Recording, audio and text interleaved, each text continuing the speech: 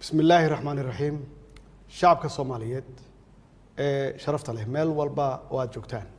السلام عليكم ورحمة الله وبركاته بينما يود جيرك شعبك الصوماليات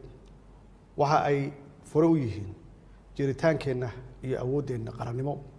تاسي وها دور كأوين كله لن يردنا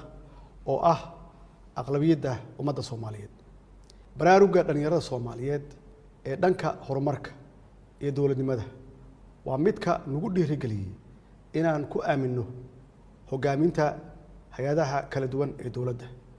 iyo inay kaalin mug leh ku yeeshaan dawlad dhisidda nabadeynta iyo ilaalinta danta guud waxaan idinku boorinayaa inaad dadaalkiina sii joogtaysaan kana fogaataan wax kasta oo caqabad ku noqon kara higsiga shacabka Soomaaliyeed iyo mustaqbalka dalkeena marxaladan xasaasiga ah aan uga gudubno midnimo wada tashi iyo wax wada qabsi walaalayaal dagaalka uu dalkeena kula jiro argagixisada waxa udub dhaxaad u ah dhismaha ciidamada qalabka sida ee Soomaaliyeed oo u taagan halganka ka dhanka ah kooxaha argagixisada ama arxalnaawayaasha ah ee caadaystay daadinta dhiigga shacabka Soomaaliyeed iyo burburinta hantidooda anigoo taas ka duulay waxaan dhexda aan u xiranay dib u dhiska ciidamadeena oo ku shaqeynaya duruufo adag oo dhan kasta ah waxaan xoog saarnay inaan diyaarino hanaanka dhismaha ciidamada qalabka sida tayeenta tababarkooda iyo casriyeenta nidaamka maaliyadeed ee ilaalinta ama lagu ilaaliyo xuquuqdooda dadaaladaas iyo qorshayaashaas aan hirgelinay waxay horseedeen in maanta ciidamadeena geesiyaasha ah ay awood u leeyihiin hanashada amniga dalka uuna gabagaba marayo qorshihii ay kagala wareegi lahaayeen amniga dalka ciidamada AMISOM oo u horay naftooda garab istaaga dawladnimada Soomaaliyeed shacabka Soomaaliyeed ee sharafta leh siyaasaddeena arrimaha dibadda waxaan ku dhisnay wax wada qabsi is ixtiraam dalalka caalamka ah iyo ilaalinta sharafka iyo madax bannaanida dalkeena marnaba maynan aqbalin in arrimaheena gudaha uu shisheeye soo fargeliyo annagoo ka dhowrsanay tallaabo kasta oo hoos u dhigi karta ama u dhigaysa qabka iyo qaranimada Soomaaliyeed marnaba maynan aqbalin in duruufaha nagu xeeran awgood nalooga faa'iideysto oo la isku dayo in go'aamadeena gacanteena lagala baxo siyaasadda gobonimada ah ee arrimaha dibadda ee aan qaadanay waxay horseeday in markii labaad Soomaaliya loo doorto 4 sano gudaheeda xubinimada golaha xuquuqul insaanka ee qaramada midoobay waxaa sidoo kale madaxweyne ku xigeen aanu ka noqonay golaha loo dhan yahay ee jamciyadda qurumaha ka dhaxaysa annaga oo haatan u sharaxan xubinimada golaha amniga ee midowga Afrika oo ay doorashadiisu dhacayso dhawaan sidoo kale dawladda federaalka Soomaaliya waxay u diyaar garowday musharaxnimadeeda ka mid noqoshada dalalka aan joogtada ahayn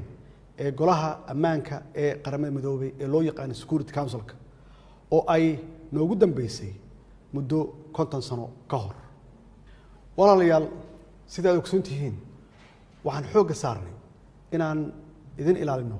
amaanada aan idin hayno waxaanan meel marinay shuruucdii lagula dagaalami lahaa musuqmaasuqa annagoo sidoo kale xoog saarnay shuruucda lagu horumarinayo hanaanka maaliyadeed ee dalka kaas oo abuuray daahfurnaan iyo hufnaan ay ka marxaati kaceen khubaro dhaqaale iyo hay'adaha caalamiga ah ee arrimaha maaliyadda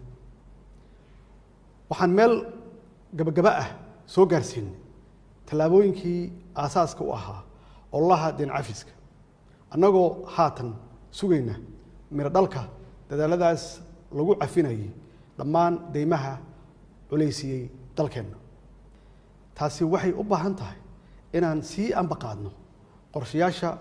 hawshaas lagu sii dardargelinayo iyo inaan xoojinno dadaalada lagu adkeenayo dimuqraadiyeynta dalka oo ay ugu horeyso ku dhaqanka dowlad wanaag iyo hirgelinta doorashooyinka sida ballanqaadkaygu ahaa waxaan mar kale aan ku celinayaa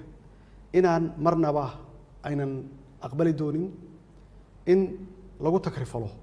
hantida danta guud iyo ammaanada ay shacabka Soomaaliyeed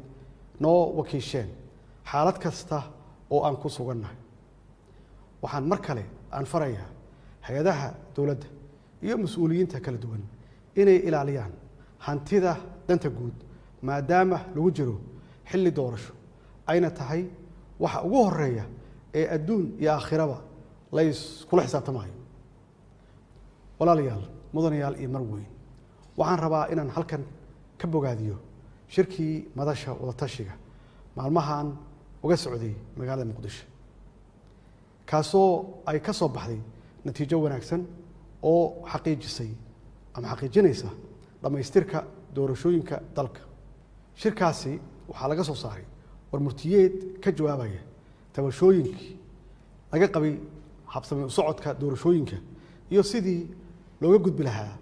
caqabadihii ku gudbanaa geedi socodka doorashada warmurtiyeedka shirkan wuxuu mar kale xoojiyey heshiisyadii arrimaha doorashooyinka ay ugu muhiimsanaayeen heshiiskii jihaynta doorashooyinka ee 17 Sebtembar 2021 oo ay si wadajir ah u ansixiyeen labada aqal ee baarlamaanka iyo shirarkii kale ee madasha ee ku aadanaa fulinta hanaanka doorashada iyo xal u helista tabashooyinkii ka soo laabtay habraacyadaas Soomaaliya maanta ma joogto xilli la isriixo la isculaadiyo lana kala qaybsamo dhammaanteen waxaa mas'uuliyad naga saaran tahay inaan dhowrno sharafta iyo dowladnimada dalkeena jidka kaliya ee looga baaqsan karo caqabadaha waa in madaxda dowlad goboleedyada ay qaataan doorkooda hogaamineed ee kaga aadan fulinta iyo dhamaystirka doorashada xildhibaanada golaha shacabka ee haatan socda danta gaarka ahna laga hormariyo xasiloonida iyo danta guud ee dalka mudanayaal iyo marweyn madasha wadatashiga qaranka waxay mas'uul ka tahay hirgelinta doorashooyinka si waafaqsan dhammaan heshiisyada aan hore u soo sheegay oo saldhig sharciyeed u ah una fududeynaya sidii ay u dhamaystiri lahaayeen doorashooyin daahfuran oo ka turjumaya himilada shacabka Soomaaliyeed sidaas awgeed waxaan ku adkeenayaa madaxda madasha wadatashiga inay ka dhabeeyaan fulinta qodobada ku xusan warmurtiyeedkooda ayna hirgeliyaan jadwalka doorashada oo ay isla qaateen oo si cad u qeexaya muddada lagu dhamaystirayo doorashooyinka dalka mudanayaal iyo marweyn shacabka Soomaaliyeed ma xamili karaan isqabqabsi siyaasadeed iyo cagajiid lagu sameeyo hanaanka doorashada waxaan alla ka baryaynaa inuu doorashadan noogu dhameeyo jawi nabdoon naguna hago dhabaha horumarka iyo baraaraha wabillahi tawfiiq wasalaam